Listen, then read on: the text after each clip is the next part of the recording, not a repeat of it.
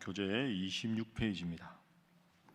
예레미야는 하나님의 말씀에 순종하지 않으면 예루살렘 성전도 파괴되고 저주거리가 될 것이라고 말씀을 전합니다. 이 말을 듣고 온 백성들은 예레미야를 죽이려고 하였으나 선지자 미가의 전례를 통해 죽음을 면하게 됩니다. 그러나 다른 선지자 우리야는 예레미야처럼 예언을 했다가 죽임을 당하게 되었습니다. 예레미야는 계속해서 하나님의 말씀을 가감없이 백성들과 왕에게 선포합니다. 바벨론에게 항복하고 포로로 끌려가는 것이 하나님의 뜻임을 말하였지만 거짓 예언자들은 하나님의 이름으로 바벨론에 대항하고 곧 하나님의 회복이 있을 것이라며 거짓으로 예언합니다. 이에 하나님께서는 예루살렘이 파괴되고 바벨론으로 옮겨가는 것이 하나님의 뜻이라고 분명히 말씀하십니다. 오늘 본문에는 두 종류의 사람들이 등장합니다. 한쪽에는 예레미야와 일부 백성들, 또 한쪽에는 제사장과 수많은 예언자들입니다. 어떻게 다를까요? 오늘 본문 말씀을 보면 하나님의 편에 선 사람과 하나님의 입장에 서 있다고 하면서도 거짓을 예언하는 당시 종교 지도자들, 이 두 부류의 대비가 아주 잘 드러납니다. 그러니까 지금 이제 나라가 멸망하기 직전 아닙니까? 그럼 예레미야가 외치는 건 이 나라가 하나님의 경고를 무시하고 회개하지 않았으므로 이 나라는 멸망한다. 근데 거짓 예언자들과 종교 지도자들은 이 나라는 결코 멸망하지 않는다. 하나님은 여전히 우리 편이다. 하나님이 이 나라의 주인인데 어떻게 이방신을 섬기는 나라에 멸망을 당하겠느냐. 그러면서 예레미야가 거짓을 예언한다. 이렇게 되는 거예요. 그러니까 이게 참 묘한 거죠. 하나님의 말씀을 받아서 하나님의 편에서 예언하는 예레미야를 겉으로 보기에 하나님의 이름을 가지고 거짓말을 하는 사람들이 하나님의 사람 예레미야를 죽이려고 하는, 거짓이 더 참을 이기려고 하고 억누르려고 하는 것이 오늘 본문의 내용입니다. 자, 오늘 본문 한번 살펴보겠습니다. 26장 2절 말씀입니다. 자, 2절 말씀 함께 읽어봅니다. 시작. 여호와께서 이와 같이 말씀하시니라. 너는 여호와의 성전뜰에 서서 유다 모든 성읍에서 여호와의 성전에 와서 예배하는 자에게 내가 내게 명령하여 이르게 한 모든 말을 전하되 한마디도 감하지 말라. 아멘. 자, 여호와의 말씀이 예레미야에게 임했습니다. 예레미야에게 임하는데 내가 지금부터 너에게 하는 경고의 말씀을 예루살렘 거민들에게 다 전하라. 예루살렘 거민들은 어떤 사람이냐? 2절에 보면 유다의 모든 성읍에서 여호와의 성전에 와서 예배하는 자들입니다.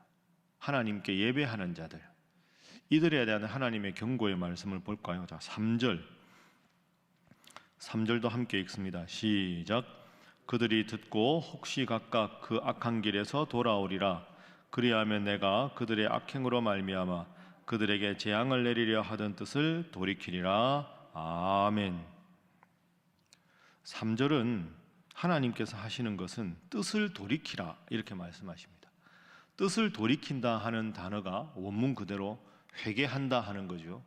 회개한다는 건 내가 내 삶의 주인으로 이렇게 살아가다가 이게 하나님 원하시는 뜻이 아니다 하고는 그 길에서 다시 돌이킨다 하는 게 회개입니다. 그러니까 2절은 예배를 말하고 3절은 회개를 말하는 거죠.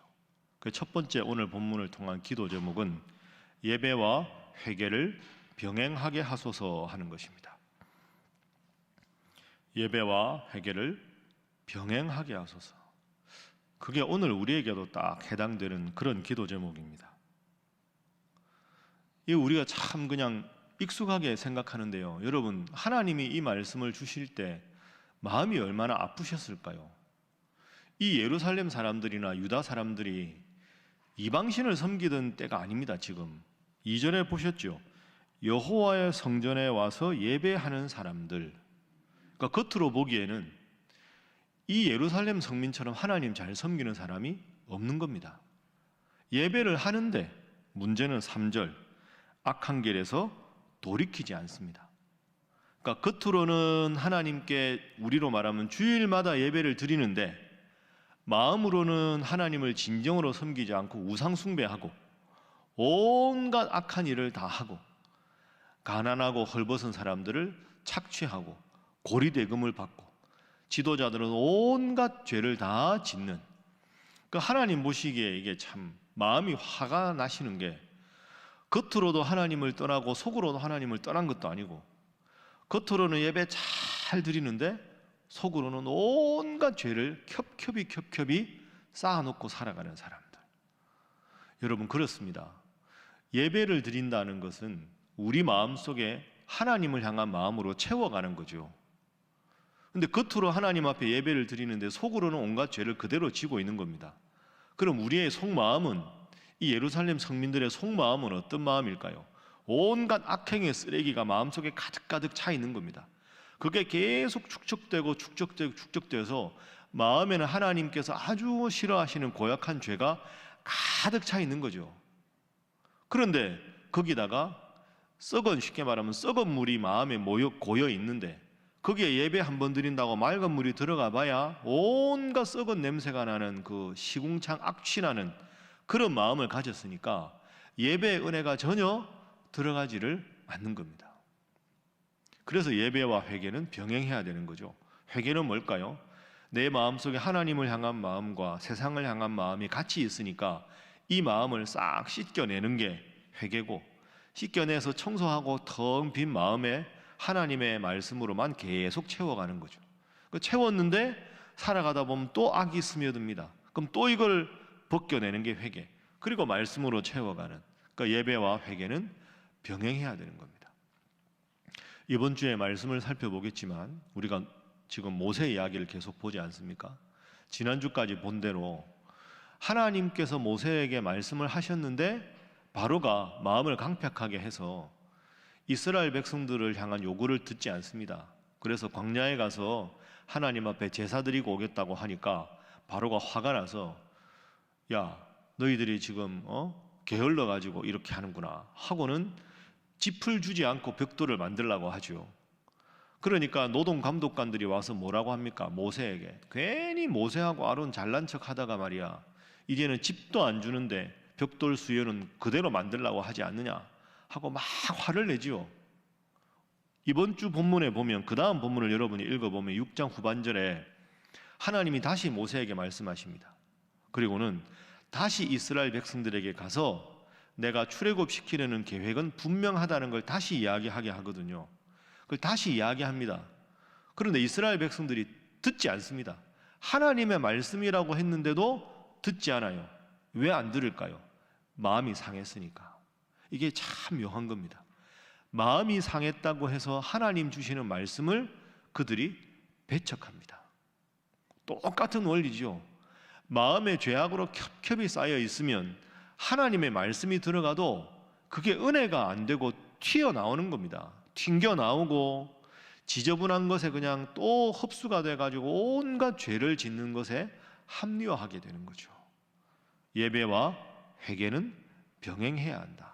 씻어내고 은혜로, 말씀으로 채워간다. 이 원리를 꼭 기억하시고 날마다 새벽에 말씀 듣고 또 회개하고 비워내고 은혜로 채워가는 여러분 모두가 되시기를 주님 이름으로 축복합니다.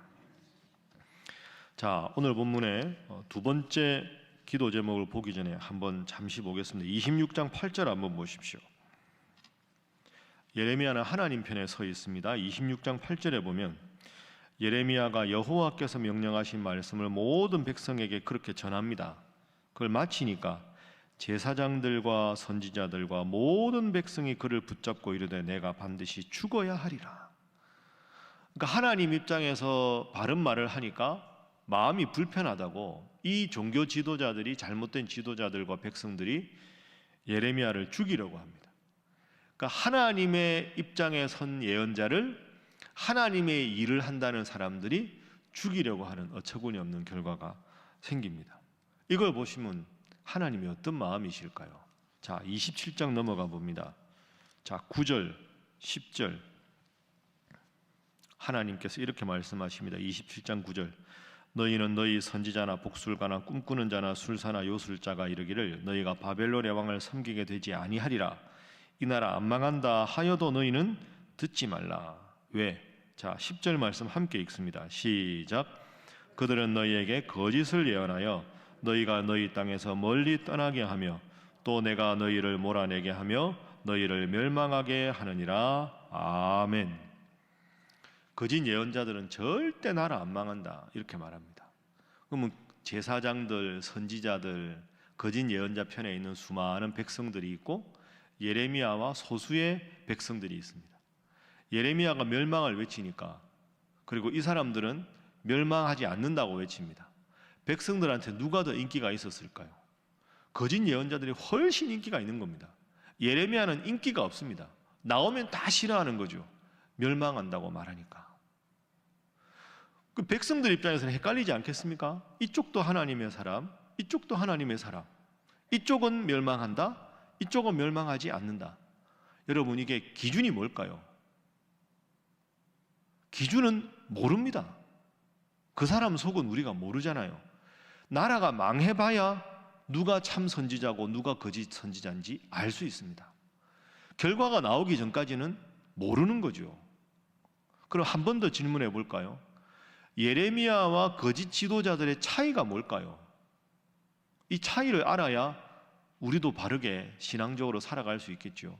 그 차이는, 예레미야는 하나님 주신 말씀을 늘 마음속에 새긴 사람이고, 이 거짓 지도자들은 하나님 앞에서 받은 게 없는 겁니다. 없으니까 사람들이 귀에 듣기 솔깃하고 좋은 말만 하는 거죠. 그러면 돈 있는 사람들이 돈도 주고 당신 훌륭하다 그러고 높은 자리를 보장하고.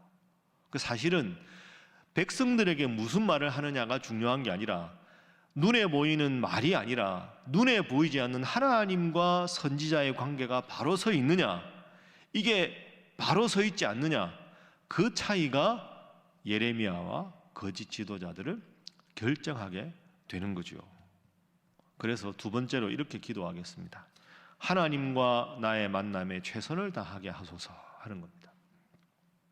하나님과 나의 만남, 다른 사람 눈에는 보이지 않지만 내 마음 중심이 하나님께 있고 하나님의 말씀을 사모하고 하나님 앞에 기도하게 하고, 그런 마음, 이게 사실은 제일 중요한 겁니다. 제가 늘 여러분들께 자주 말씀드리지만 식물의 성장의 원인은 뿌리에 있습니다. 뿌리가 튼튼하고 물과 양분을 흡수해야 잎과 줄기와 가지가 무성하고 열매가 맺히는 겁니다. 이파리가 병충해가 먹었습니다. 이파리의 문제가 아닙니다. 가지가 실하지 않습니다. 눈에 보이는 가지가 문제가 아닙니다. 뿌리가 썩은 거죠. 뿌리가 제대로 튼튼하지 않으면 그 나무가 나무 구실을 못합니다. 근본 원인은 보이지 않는 뿌리에 있는 겁니다. 그럼 예레미야는 보이지 않는 뿌리를 하나님께 둔 거죠. 그러니까 이렇게 모함을 당하고 서름을 당해도 꿈쩍하지 않습니다. 이쪽 사람들은 뿌리가 잘려진 화려한 꽃다발 같은 거죠. 귀에 듣기 좋고 눈에 보기에 멋진 말하고 멋진 예복을 입고 사람들 보기에는 와 멋지다. 근데 뿌리가 잘렸습니다. 아무리 꽃다발이 화려해도 며칠 못 가면 다 쓰레기통에 넣어져 버릴 수밖에 없는 가련한 운명인 거죠. 우리의 영적 생활도 똑같지 않겠습니까? 보이지 않는 하나님과 나의 관계가 얼마나 바로 서 있는가, 그게 중요한 겁니다. 그게 바로 서 있지 않으면 화려해 보이지만 금세 시들어서 쓰레기통에 던져지는 화려한 꽃다발과 같은 거죠. 그래서 여러분들이 복이 있는 겁니다. 새벽마다 하나님 앞에 나와서 기도하는 여러분, 하나님께서 여러분에게 큰 은혜와 복으로 함께 하실 줄로 믿습니다. 누구보다 예배를 사모하는 여러분, 하나님께서 여러분의 인생과 자자손손에게 큰 복으로 함께 하실 줄로 믿습니다. 그 믿음이 우리 속에 있어야 합니다. 그래서 우리 신일교회는 잘 될 줄로 믿습니다. 우리 신일교회는 잘 될 수밖에 없는 줄로 믿습니다. 제가 잘해서가 아니죠. 하나님의 은혜가 있어서 그렇습니다. 제가 8년 지났지만 제 마음 중심에는 늘 우리 신일교회가 있습니다. 늘 말씀드리지만 이제 새벽기도 끝나면 제 방에 가서 기도하고, 그리고 내일 새벽기도 준비를 바로 합니다. 그리고 8시 되면 아침 먹으러 갑니다. 저한테는 이 시간이 제일 중요합니다. 새벽에는 다른 것 하지 않습니다. 기도하고 말씀 읽고, 제가 몸이 피곤하다고 이 시간 게으르게 하고 설교 준비에 게을리하고, 그렇게 하면 제 영적인 뿌리가 흔들리겠죠. 그러면 여러분이 하나님 말씀을 제대로 받을 수가 없게 되겠죠. 그러면 교회가 까닭 없는데 불화가 생기고, 까닭 없이 서로 교인들끼리 은혜가 안 되는 일이 생기고, 자꾸 그런 일이 생기는 겁니다. 여러분, 저만 뿌리가 아닙니다. 여러분 한 분 한 분이 신일교의 영적인 뿌리입니다. 우리가 군락을 이루어야지요. 군락을 이루어서 비가 오고 바람이 불어도, 다른 건 막 뿌리째 흔들려도 군락이 딱 되면 끄떡없이 잘 지내지요. 4월이나 5월에 되면 철쭉꽃이 핍니다. 철쭉꽃. 아파트 같은 데 보면 철쭉꽃을 많이 심어 놓죠. 철쭉은 군락을 꽉 이루고 있습니다. 그래서 철쭉 군락에는 잡초가 안 자랍니다. 그래서 아파트 같은 데나 꽃밭 같은 데 철쭉이 많은 겁니다. 제가 꽃 키우는 분한테 이야기할 기회가 있었는데요, 사람의 인력이 자주 안 가도 그 군락에 잡초 안 가는 게 철쭉이랍니다. 그렇죠. 가만히 생각해 보면 막 덤불이 있으면 뿌리가 꽉 내리면 잡초가 안 자라져요. 새벽기도 나오는 여러분들, 영상으로 함께하는 여러분들이 신일교회 영적인 뿌리가 되셔야 됩니다. 그래서 우리가 열심히 기도하고 뿌리를 딱 내리고 있어야 때로 코로나가 오고 힘든 어려움이 오고 교회 시험이 찾아와도 든든하게 뿌리를 내린 군락들이 딱 버티고 있으면, 다른 것들은 바람이 불면 뿌리채 흔들리지만 딱 군락을 이루고 있으면 철저하게 든든하게 서서 바로 설 수 있는 거죠. 여러분이 새벽에 나와서 기도하는 자리가, 영상으로 함께하는 자리가, 우리 신일교회가 거짓에 흔들리지 않고 잘못된 것에 흔들리지 않고 하나님의 바로 서는 가장 귀한 계기가 된다 생각하시고, 여러분이 바로 서야 여러분의 가정이 바로 서고, 우리가 바로 서야 신일교회가 바로 서고, 우리가 새벽에 기도해야 이 나라가 바로 선다 하는 거룩한 부담을 가지고 하나님 앞에, 하나님과 여러분의 관계 더 든든히 서가는, 그래서 대대로 복받는 여러분 모두가 되시기를 주님 이름으로 축복합니다. 기도하겠습니다.